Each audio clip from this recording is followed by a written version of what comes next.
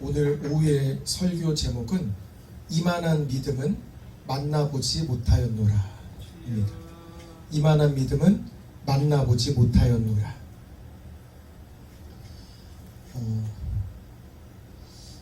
군대에서 제대를 탁 했을 때 에너지가 넘쳤습니다. 잠도 오지 않았고 이 충만한 그 기분이 너무 좋아서 새벽에 교회까지 달려갔던 그날이 기억이 납니다. 계속 달려가니까 목사님께서 아우 얘 이러다가 병나겠다 싶으셨는지 목사님이 그냥 집 앞에 올 테니까 이제 차 타고 댕겨 해서 차 타고 새벽 예배를 줄기차게 다녔던 기억이 납니다. 그리고 강의를 끝나고 시간이 날 때마다 기도원에서 기도하는 게 그렇게 좋았습니다. 그래서 나 자신을 하나님께 맡기고 하나님께 부르짖고 기도하는 그때가 얼마나 좋은지 시간이 나면 날수록 계속 기도원을 가서 어느 날은 어머니께서 그 기도 나도 한번 가자 해서 같이 기도했던 그 기억이 아주 좋은 추억으로 남아 있습니다. 근데 기도원을 다니면서 제가 궁금한 점이 하나 있습니다. 보면 기도원에서 같이 기도하고 같이 예배를 하면 분명히 교회에서 기도하고 예배하는 것보다 제 눈에는 그날의 성도님들이 분명히 더 뜨겁고 더 충만하고 더 믿음으로 결연한 모습을 기도원에서 더 많이 봤던 것 같습니다. 그래서 교회 예배가 덜한가? 기도원의 예배가 더 은혜스러운가? 근데 분명히 그거는 아니었는데 왜 교회에서는 기도원의 이 뜨거움이 왜 교회에서는 조금 못한 것 같지? 근데 제가 정답을 알았습니다. 제 안을 통해서 알았습니다. 제가 교회를 갔을 때는 주일이니까 교회 가자 하는 마음이 더 컸었던 것 같고 기도원으로 갔을 때는 내가 하나님께 은혜 받으려고 작정하는 마음으로 갔고 내가 하나님께 정말 충만함을 받으리다 내가 성령님을 진짜 내 안에 모시리라 하고 작정하고 가는 것 같습니다. 그리고 가만 보면 기도원에서 만난 사람들을 보면 기도의 제목을 갖고 응답을 받고 하나님을 만날 작정을 하고 기도원에 가는 것 같습니다. 그렇기 때문에 마음이 달랐기 때문에 어떤 예배를 드려도 이미 은혜 받을 작정을 하고 기도원에 갔기 때문에 그 기도원에는 은혜가 쏟아지고 성령이 충만한 사람들로 가득히 넘쳤던 것 같습니다. 그래서 생각했습니다. 오늘 분명히 오전 예배도 드리고 오후 예배 드리는 이 순간 우리가 습관에 의해서 드리는 예배가 아니라 하나님 내가 어떻게 하면은 은혜 받을지 축복 받을지 그것만 생각해서 하나님 만날 작정으로 왔습니다. 하나님 내가 옛사람을 버리고 새사람을 입을 작정을 하고 왔습니다. 하나님 성령님 내 마음에 좌정하여 주셔서 내가 이 시간에 충만할 작정으로 왔으니 하나님 진짜 만나주세요 하는 마음으로 오늘 오후 예배를 드리셨으면 좋겠습니다. 저는 정확히 기억납니다. 2007년도에 성령님께서 마음속에 쫙 임재해 주셔서 야 이게 하나님을 영접하고 성령님이 내 안에 오신 순간이구나 해서 그 날을 잊지도 않습니다. 2007년에 7월 그때는 옛 김신근이 죽고 새 김신근으로 거듭난 날이다 라고 생각해서 저는 2007년의 7월을 잊지 못합니다. 그때 그 뜨거움 야 이게 진짜 주님을 만나는 기쁨이구나 하는 그 새로움 그래서 2007년 7월은 절대 까먹지 않습니다. 그래서 더 기도원에 가고 더 그때 내 마음속에 오신 성령님을 예배를 통해서 만나려고 기도원을 자주 갔었던 것 같습니다. 저는 기도하는 게 너무 좋았습니다. 그때 은혜 받은 설교가 있었습니다. 그때 목사님께서는 통성 기도를 하기 전에 전 성도님들에게 무슨 말씀을 하셨냐면 지금 이곳에 성령님께서 임재하실 거고 간절한 마음을 보시고 한 사람 한 사람 만나 주실 거니까 이 시간에 성령님을 맞을 준비를 하면서 기도를 했으면 좋겠다 라고 말씀을 하셔서 통성 기도하기 전에 제가 기도를 했던 거 있습니다. 하나님, 저 개인의 소원, 개인의 기도 안 하고 저 이 시간에 진짜 성령님 만나고 싶습니다. 저 기도하는 이 시간에 성령 체험하고 싶고 진짜 이 시간에 오신 예수님을 만나고 싶습니다. 엄청 뜨겁게 기도할 때에 머리끝부터 발끝까지 하나님께서 어루만져 주시는 그 은혜, 성령님께서 내 안에 뜨겁게 채워주시는 그 은혜, 입에서는 감사밖에 안 나오는 그 순간을 쫙 보면서 하나님 진짜 임재하셨구나, 하나님 진짜 임재하셨구나, 진짜 임재하셨구나. 그리고 기도하다 그 기도원에서 잠이 들었습니다. 그날 꿈을 꾸었습니다. 정말 신기하게도 그날 꾼 꿈이 그 전날 예배드리던 목사님도 꿈에 나오시고 예배드리던 그 현장이 제 눈앞에 그대로 펼쳐지면서 설교의 내용도 똑같습니다. 약간 달라졌더라면 지금 예수님께서 이 공간에 오실 건데 은혜 받을 한 사람을 선택을 하여서 한 사람에게 은혜를 주시고 한 사람에게 성령 충만함을 부어주실 건데 그 한 사람이 되셔야 합니다라고 설교의 내용이 꿈속에서는 바뀌었습니다. 꿈속에서 기도도 똑같았습니다. 하나님, 통성 기도를 할 때 내 개인의 기도 저 안 합니다. 하나님, 내 개인의 영달 기도 안 합니다. 하나님, 저 개인을 기도하는 게 아니라 지금 예수님께서 이 시간에 오셨으면 하나님 저 만나주세요. 하나님, 이 수많은 사람들 중에 저 만나주세요. 저 진짜 예수님 만나고 싶습니다. 저 만나주세요. 저 만나주세요. 꿈에서 제가 기도하는 내용이 하나님 저를 만나주세요. 하나님 저를 만나주세요. 하나님 저를 만나주세요. 이 이야기하면서 털이 계속 솟습니다. 그때 기분 좀 감격. 꿈에서 기도하는 그때 누군가 저를 쫙 뒤에서 안아주셨습니다. 뒤에서 쫙 안아주셨습니다. 얼굴을 보지도 못했고 누가 나를 뒤에서 안아주신지는 몰랐지만 꿈에서도 그냥 알았습니다. 예수님이 그 한 사람 나를 선택해서 만나주셨구나. 예수님께서 진짜 이 시간에 우리와 함께 계셨구나. 실제 예배드리던 그 순간에 예수님이 눈에 보이지 않았지만 분명히 임자여 주시고 만나 주실 거라고 얘기해 주신 그 설교가 꿈에서 2번 듣고 꿈에서 똑같이 기도를 하는데 꿈에서 김신근 기도할 때 예수님께서 쫙 안아주시는 건데 잠에서 깨고 나서도 잘 수가 없었습니다. 기도원이었기 때문에 계속 기도했습니다. 아하, 내가 이렇게 기도할 때에 예수님께서 나를 쫙 안아주시는구나. 눈에는 지금 보이지 않는데 우리를 쫙 안아주시는구나. 오늘 이 시간에 우리는 은혜 받을 작정으로 왔고 예수님 만날 작정으로 왔기 때문에 우리가 그 작정을 가지고 예배드리고 기도할 때에 지금 우리 등 뒤에 예수님께서 우리를 쫙 안아주시면서 오야, 왜 내가 네 마음 다 알아, 내가 들어줄게, 이렇게 은혜를 주실 것 같습니다.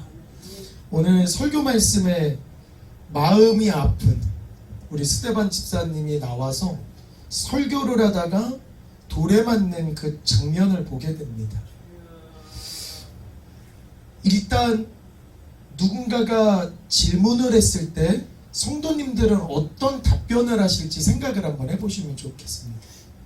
만약에 세상의 사람들이 하나님을 전할 때 돌을 던진다고 하고 그 돌을 던짐을 알고 내가 죽을 거라는 걸 인지했다라면 그때도 그 거리에서 하나님의 말씀을 전하시겠습니까? 저는 우리 교회가 이때 아멘 소리가 아주 컸으면 좋겠습니다. 분명히 길에서 하나님 말씀을 전할 때 누군가가 돌을 던져도 우리 교회 성도님들은 분명히 하나님을 강하게 전할 것 같습니다. 저는 그렇게 믿습니다. 근데 여기서 스테반 집사님이 죽어가면서 하나님 부름받는 그때에 기도했던 2 문장이 저를 궁금하게 했습니다. 첫 번째, 죽으시면서 주 예수여 내 영혼을 받으시옵소서. 죽음을 인지하셨던 것 같습니다. 주 예수여 내 영혼을 받아주시옵소서. 그리고 두 번째 기도인데, 이 죄를, 나를 죽인 이 죄를 저들에게 돌리지 마옵소서. 분명히 주님을 전하고 있고 악한 사람들의 돌에 맞아서 죽어갔기 때문에 나에게 돌을 던진 그 사람에 대한 원망이 있을 거고, 그 사람에 대해서 좋은 말이 나갈 수는 없을 건데, 어떻게 스데반 집사님은 죽어가면서 나에게 돌 던진 죄를 저들에게 묻지 말아달라 라고 말씀을 하셨을까? 정답이 성경에 나왔습니다.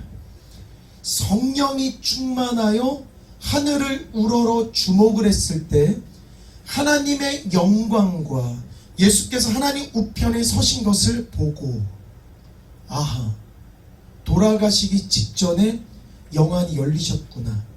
돌아가시기 직전에 천국을 바라봤구나. 돌아가신 직전에 예수님께서 서서 기다리고 맞이하고 있다는 걸 보셨구나. 천국의 사람이 되실 거를 이미 보셨기 때문에, 아하, 천국 백성이 해야 되는 말을 자연스럽게 뱉으신 것이겠구나. 아, 돌을 맞으면서도 저들을 축복하고 저들에게 죄를 묻지 말라고 하신 것은 천국을 본 사람이 천국의 말을 하신 것이겠구나.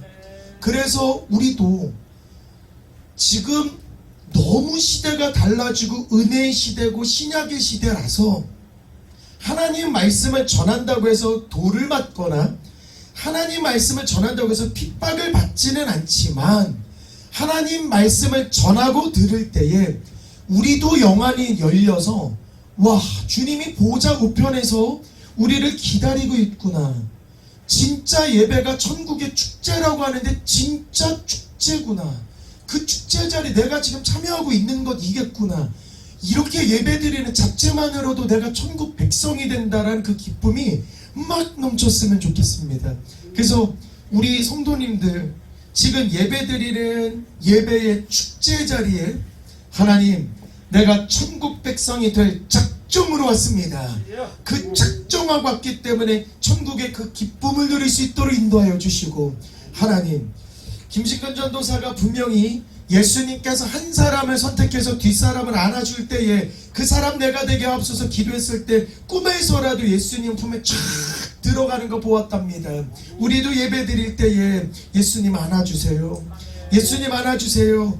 만약에 그 한 사람을 선택하여 하나님께서 안아주신다고 했을 때 그 한 사람 제가 되게 해옵소서, 그 한 사람 제가 되게 해주세요. 이렇게 욕심 부리셨으면 좋겠습니다.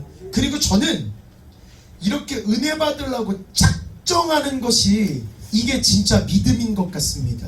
그래서 이번 주에 도대체 잘 믿는 게 뭐지? 믿음이 뭐지? 라고 생각을 해서 성도님들께 오늘 과연 믿음이 무엇인지 세 가지로 요약 정리해서 성도님들에게 전달을 좀 해드리도록 하겠습니다.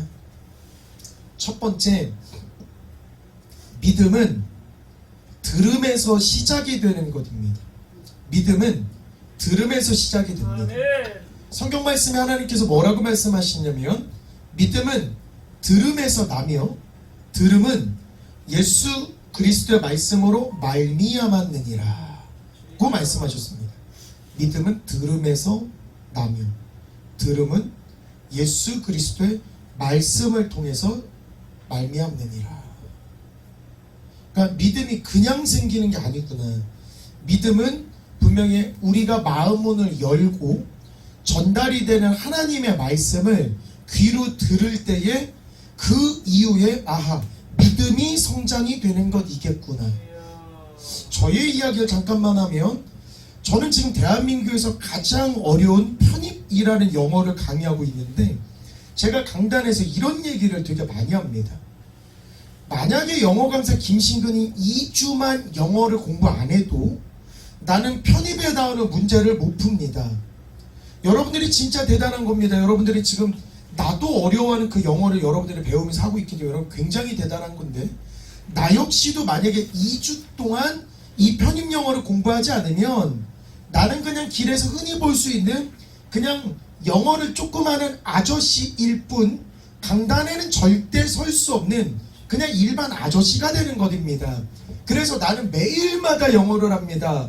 그렇기 때문에 여러분들도 현재 영어 강사도 매일마다 영어를 하는데, 공부하는 여러분들이 매일마다 안 하는 건 난 아니라고 봅니다. 그렇기 때문에 우리도 꾸준히 한번 영어 같이 한번 해봅시다. 똑같이 말씀으로 한번 생각을 해보면, 우리가 지금 교회에다 있고 목사님, 장로님, 집사님, 권사님, 전도사라는 각기의 직분을 갖고 예수님 앞에 딱 나왔는데, 만약에 말씀을 듣지 않고 읽지 않으면 똑같이 우리는 그냥 교회를 다니는 아저씨이고 교회를 다니는 그냥 아줌마일 뿐입니다.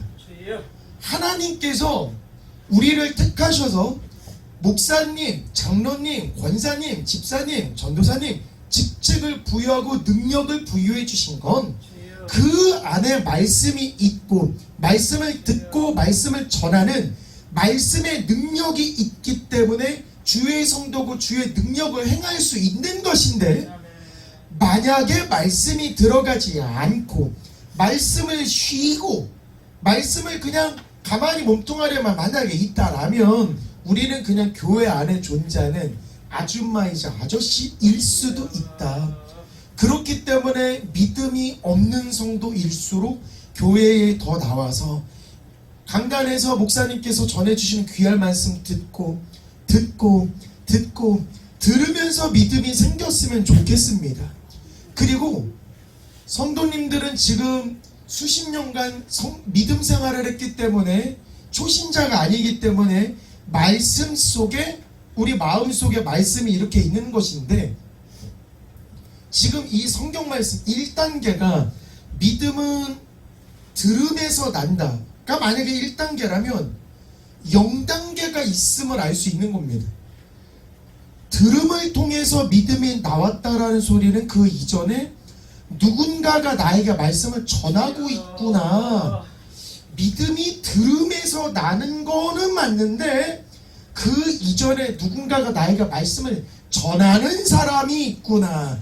말씀을 전하는 것이 0단계이겠구나. 쉽게 말해서 내가 어느 정도 믿음 생활을 해서 하나님의 성경 말씀을 알고 하나님의 성경 말씀을 믿는다라면 언제 어느 때든 0단계 하나님의 말씀을 전하는 것도 믿음이구나. 남에게 전하는 것도 믿음이고 나 자신에게 전하는 것도 믿음이고 자녀들에게 전하는 것도 믿음이고 사랑하는 이에게 전하는 것도 믿음입니다.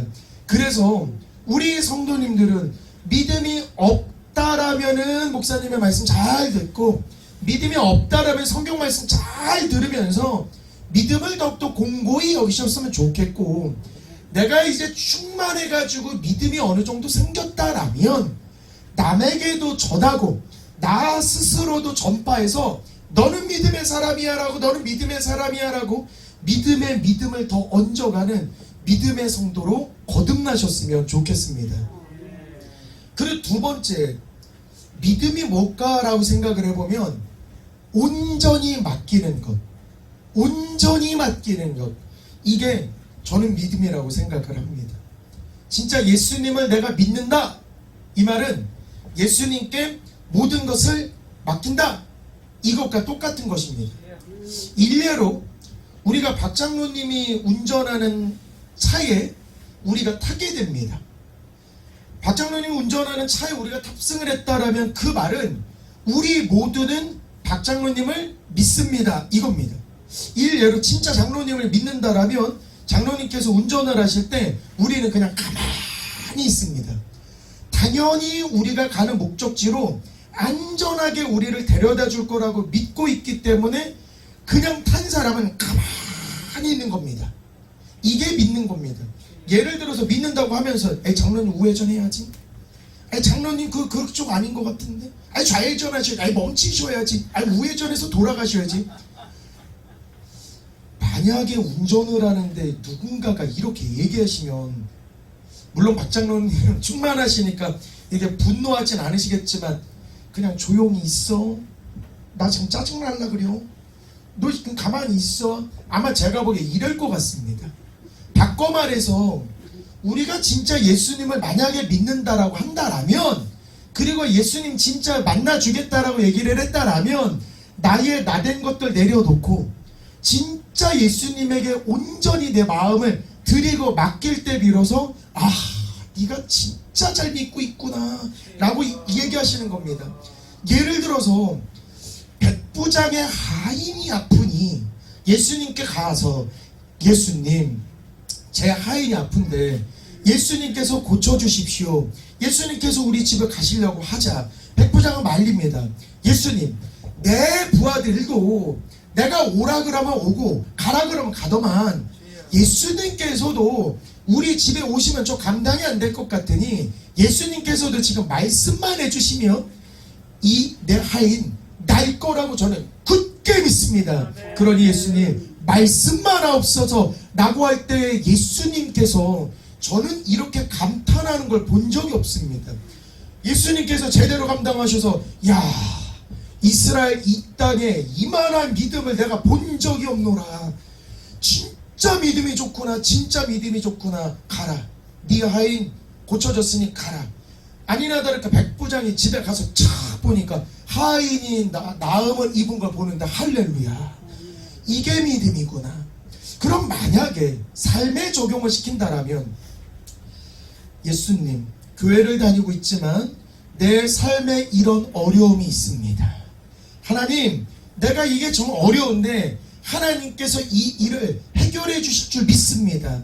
예수님께서 명령하시면 이 일은 해결될 줄 믿습니다.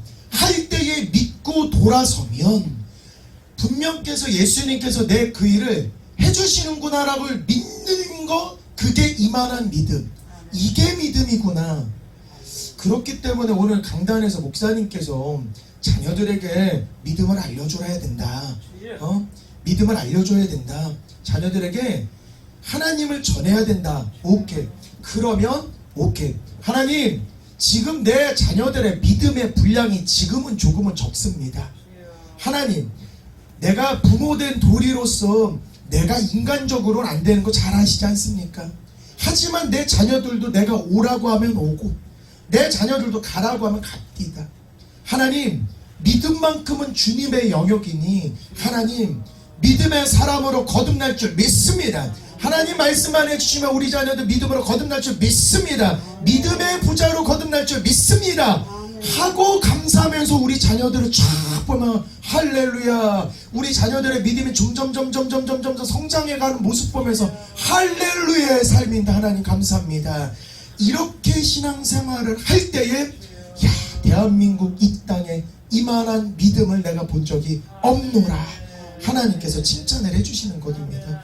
그렇기 때문에 백부장의 하인이 좀 아플 수도 있고 우리의 자녀들이 조금 믿음 생활이 떨어질 수도 있고 심지어는 하나님 믿지 않고 배회하고 방황하는 탕자의 모습을 보일 수도 있는데 분명히 백부장으로서는 그 하인을 가만히 두지 않았습니다. 아프구나, 군제 일을 못하겠구나, 오케이, 내가 기도하자. 기도하는 건 백부장의 몫이었습니다. 백부장이 믿음으로서 기도하고 예수님께서 일하실 줄 믿습니다 라고 맡기기만 했던 겁니다. 너 아프니까 약 먹어? 야, 너 믿음 생활을 못하니까 네가 아픈 거잖아.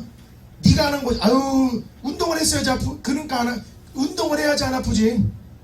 야, 군인이 돼가지고 운동을 왜 안 했대? 야, 너는 뭐 안 했대? 이런 얘기 하나도 없습니다. 여기에 대한 질책은 하나도 없고 온전히 그 하인을 마음에 품고 하나님, 내 부하가 오라가라 하면 내 말에 순종하는 그 부하가 지금 아픕니다. 혹은 내 자녀가 내가 오라가라 할 때 순종하는 내 자녀가 지금 믿음이 없습니다. 하나님, 하나님께서 명령만 하시면 내 자녀들 믿음의 사람으로 거듭날 줄 믿습니다 할 때 자녀들에게도 역사, 나의 믿음이 칭찬을 받는 그런 역사, 일석이조의 믿음으로 거듭나는 것입니다. 그렇기 때문에 우리 진짜 전적으로 맡기시면서 진짜 감사하면서 하나님께서 내 대신 일해주신 것 진짜 감사합니다. 감사합니다. 감사합니다만 자주 외치시는 우리 성도님들 되셨으면 좋겠습니다. 그러니까 하나님께서 우리가 의심을 자꾸만 하니까 이런 말씀하시나 봅니다. 기도하고 구하는 것은 받은 줄로 믿으라. 기도하고 구하는 것은 받은 줄로 믿으라. 기도하고 구하는 건 받은 줄로 믿으라. 그리하면 너에게 그대로 되리라. 아멘. 그래서 우리 가끔 박장로님께서 기도할 때 우리 교회가 어떻게 성장하라고 우리 교회가 어떻게 발전하는지 기도할 때에 아멘 아멘 아멘 할 때에 기도하고 구한 그것은 이미 받은 것. 이미 우리는 감사하면서 그 기도의 내용에 합당한 믿음이 될 수 있게끔 우리가 연습을 진짜 하셔야 됩니다. 일례로 하나님께서 우와 목양의 재단 정말 일꾼이 많으니 저기에 지금과는 다른 그래 기도한 그 교회를 주는데, 예를 들어서 그 날에 우리 교회 성도들의 믿음이 기둥이 바로 세워 있지 않고 일꾼이 만약에 있지 아니하고 하나님께서 분명히 의리의리한 교회를 주시고 눈으로 보기에 멋진 교회를 주셨다 할지라도 그 안에 버틸 만한 믿음의 일감, 믿음의 일꾼이 없다라면 하나님께서는 일단 교회보다도 더 먼저 성도들을 훈련시켜야 되는 거구나. 이 훈련을 먼저 시키고 지금 이미 있어. 이미 그 기도한 건 있는데 거기에는 일꾼이 필요하잖아. 거기에는 분명히 일할 사람이 필요하잖아. 일할 사람, 능력 있는 사람이 빨리 채워진 그날에 때가 됐기 때문에 네 기도는 그대로 이루어질 거야 하실 줄 믿습니다. 아멘. 그리고 마지막으로 믿음이 뭘까? 라고 생각을 해보면 보이지 않는 것을 바라보는 것, 보이지 않는 것을 믿는 것, 이게 믿음인 것 같습니다. 저희 아내랑 이런 이야기를 했습니다. 아이가 공부를 잘했으면 좋겠고 뭐 신앙생활 잘했으면 좋겠는데 제가 질문을 한번 해봤습니다. 애가 예를 들어서 공부를 열심히 했어. 누가 뭐 부모인 우리가 보기에도 진짜 공부를 너무 열심히, 안타까울 정도로 열심히 했어. 근데 만약에 우리 애가 20점 맞았어. 그럼 당신은 어떻게 할 거요? 제가 이렇게 물어봤습니다. 성적표 20점 맞았어. 그럼 어떻게 할 거야? 오빠 그건 뒤지게 혼내야지. 오빠 이건 따끔하게 혼내야 되는 거야. 이거는 정신 차리게끔 제대로 혼내서 바른 길 가게끔 해야 되는 거야 라고 이야기를 했습니다. 그래서 그것도 일리는 있어 보입니다. 하지만 근데 얘가 노력을 해서 얻은 20점 있잖아. 만약에 뒤집게 혼냈다가 노력한 거에 20점마저 얘가 실망하면 어떠지? 그래서 일단은 얘가 20점을 맞기 위해서 한 그 노력을 바라보면서 우리 좀 칭찬해주는 부모님이 돼보면 어떨까? 라고 말했더니 오빠 칭찬이 다가 아니야. 경우에 합당한 말도 해야 해. 이것도 물론 맞습니다. 하지만 저는 일단 애가 노력을 안 해서 20을 맞으면 노력 안 함을 혼낼 수는 있지만 노력을 했음에도 불구하고 20점을 맞았으면 그 노력의 점수가 20이니 우리는 칭찬을 통하여서 그 노력이 80을 채울 수 있게끔 그 노력이 100이 되게끔 만들어서 얘가 노력의 진가, 노력의 기쁨을 알았으면 좋겠어. 지금 20점이지만 내가 좀 더 노력하면 80점이 되겠구나라는 그 보이지 않는 것에 아이가 눈을 돌렸으면 좋겠어. 우리 아이만큼은 숫자 20점에 좌절하고 숫자 20점에 지탄을 받는 게 아니라 우리 아이는 노력했기 때문에 20점이란 축복받은 거에 감사할 줄 알고 눈에 보이지 않는 80점을 위해서 달려가는 그 아이가 됐으면 좋겠어 라고 했더니 아내가 오빠 그게 맞는 것 같다. 그러면서 우리 그러면 20점을 맞아도 혼내지는 말자. 노력을 안 해서 20점 맞으면 나 혼낼 거야? 당연히 맞지. 근데 노력을 해서 만약에 20점을 맞았으면 보이지 않는 그 80점을 위한 노력 그리고 20점을 맞기 위해서 진행한 그 노력에 즐거움을 알게끔 우리 조금은 칭찬해주고 조금은 세워주자. 그래서 그렇게 하기로 결심을 했습니다. 그리고 하나님께서 분명히 이런 얘기했습니다. 믿음은 바라는 것들의 실상이요 보이지 않는 것들의 증거이니 믿는 것이 그대로 이루어지는 것이구나. 믿는 것이 그대로 이루어지는 것이니 하나님께 믿음 생활을 하면서 내가 바라는 게 과연 뭐지? 내가 하나님께 무엇을 위해 달려가는 거지? 만약에 바라는 게 없이 그냥 일상생활처럼 그냥 그저 왔다가 그저 가는 그런 신앙생활이 과연 믿음이 있는 생활일까? 교회 다닐 때는 내가 바라는 게 뭐지? 내가 지금 하나님께 신앙생활을 하나님께 부름받는 그날이 점점 가까워오는데 10년 남을지 20년 남을지 30년 40년 50년 남을지 모르는데 하나님께 부름받는 그날까지 과연 내가 진짜 바라는 게 뭐지? 내가 바라는 것을 자꾸만 기도하면서 실상이 되게끔 만드는 것입니다. 지금 현 상황이 힘들지라도 내가 바라는 그곳이 있으니 나는 그곳만 보고 갈 거야. 난 그것만 보고 의지할 거야. 그 바라는 것에 대해서 하나님이 이루어주세요 말씀하실 때에 하나님께서 이루어 주실 거기 때문에 나는 그 바라는 것을 위해서 갈 거야. 난 진짜 보이지 않는 그것을 위해서 갈 거야. 우리 진짜 보이지 않는 그것, 내가 원하는 바로 그것을 바라보면서 달려가는 우리 성도님들 되셨으면 좋겠습니다. 그리고 오늘 제가 설교를 들으면서도 적었는데 믿음은 주식이다. 이건 진짜 명언인 것 같습니다. 우리 대한민국 사람들 경제활동을 하는 사람들이라면 각양각색의 투자를 하게 될 건데 믿음도 주식이구나. 믿음도 주식이구나.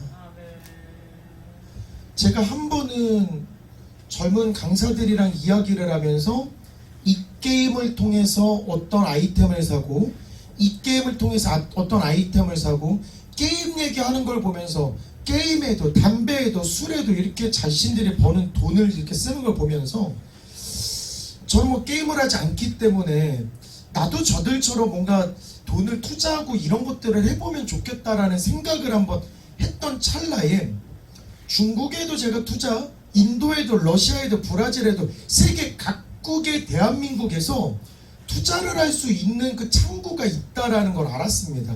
그래서 설마 이게 진짜 될까? 돈을 10,000원 한번 넣어봤습니다. 10,000원 한번 넣어보고 10,000원 한번 넣어보고 10,000원 한번 넣어봤습니다. 그리고 자동이체를 걸어놨기 때문에 어떤 거는 뭐 50,000원씩, 20,000원씩, 10,000원씩, 100,000원씩 빠져가는 걸 보고 몇 년이 훌쩍 지났습니다. 그리고 내가 무언가를 하기 위해서 대출이라는 걸 처음 받아봤던 그날이 왔습니다. 나 대출 한번 받아봐야 되겠구나 라고 딱 가는데 은행 직원인 저를 따로 불러내서 물어봤습니다. 선생님, 투자의 비법이 궁금합니다.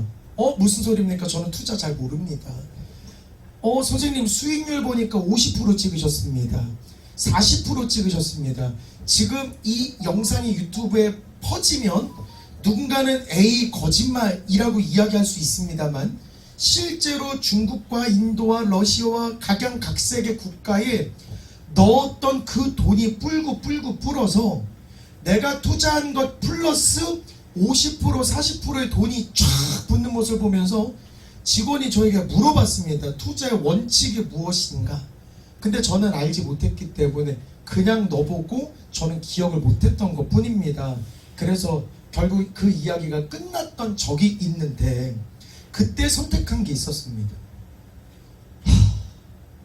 10,000원을 냈는 게 아니었는데 그때 100,000원 넣었어야 되는데 그때 100,000원을 냈는 게 아니라 그냥 100,000원씩 1,000,000원씩 그냥 무리해서 좀 넣었으면 와 지금 공이 몇 개야. 10,000원씩 넣었던 그게 1,000,000원이 넘어가고 거기에 50% 이상의 이자가 붙고 세상에 만약에 근데 내가 10,000원이 1,000,000원이 된 게 아니라 내가 100,000원씩 넣었으면 100만 원에 1000만 원이면 이게 얼마요? 아, 그때 더 넣었어야 되는데. 그랬던 생각을 지금 믿음에 적용하는 것입니다. 지금 저도 믿음에 그걸 똑같이 적용하는 겁니다. 그래, 어차피 40살 김신근도 신앙인이고 50살 김신근도 신앙인인데 분명히 내 행위의 열매를 추후에 내가 받게 되는데, 내가 그냥 조그마한 믿음을 그냥 조금 믿어서 조금 잘 되는 것보다는, 그래, 어차피 내가 지금 그냥 악착같이 믿어서 제대로 된 1등 신앙으로 네가 최고구나, 네가 믿음생활 진짜 최고구나, 목양재단 진짜 최고구나, 하나님께서 인정받는 믿음을 지금부터 차곡차곡 하면 우리 교회의 하늘 주식은 50%, 100%, 500% 뛸 것 같습니다. 분명히, 야, 목양의 믿음의 주식은 요 뭔 일이 있대, 여기 뭐 이렇게 터졌대, 여기 뭐 이렇게 빨간 색깔이 쫙 올라갔대, 여기는 이렇게 대박난대. 아우, 여기는 본인들만 대박나는 게 아니라 자녀들도 잘 되고 사람들도 잘 되고 이웃들도 잘 되고 그 교회 때문에 지역사회가 거긴 다 잘 되더만. 이야, 여긴 정말 대단한 교회군. 우리 교회의 주식은 이런 대박 주식이었으면 좋겠습니다. 진짜 신앙생활 해도 찬양도 진짜 억시게 찬양하고, 기도도 억시게 찬양하고, 말씀도 진짜 억시게 읽고, 전하는 것도 진짜 억시게 해서 우리 믿음의 실적만큼은 진짜 하나님이 보시기에 대박교회로 인정받는 그 교회가 되었으면 좋겠습니다. 그래서 이 설교를 준비하면서 떠올랐던 찬양이 있습니다. 나의 영원하신 기업. 오케이, 이 찬양 부르면서, 하나님, 이게 주식이군요. 우리가 지금 신앙생활하는 게 주식이네, 주식. 하나님, 이 찬양 내가 쫙 부르면서, 하나님, 내 주식 대박 주식 되게끔 내가 더 믿음으로 살겠습니다. 하나님, 들어주세요. 하나님, 흠양하여 주세요 하는 마음으로 하나님께 찬양 드리도록 하겠습니다.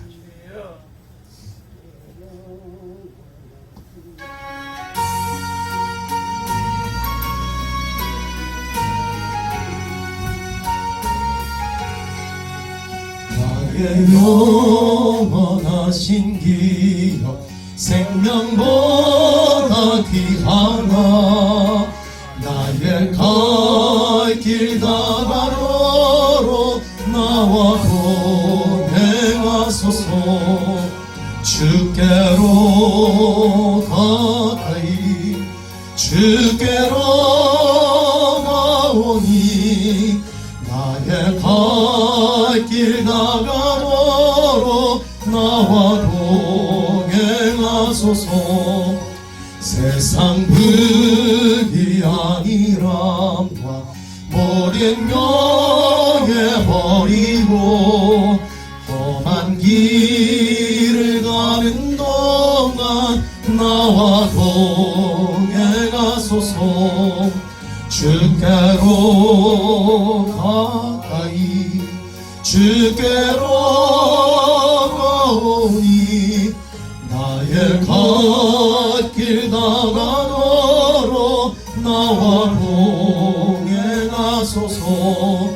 모든 곳장 지나가며 험한 바다 건너서 젖은 물에 이르도록 나와 동행하소서. 주께로 가까이 주께로 가오니, 나의 갈 길 다가로로 나와 동행하소서.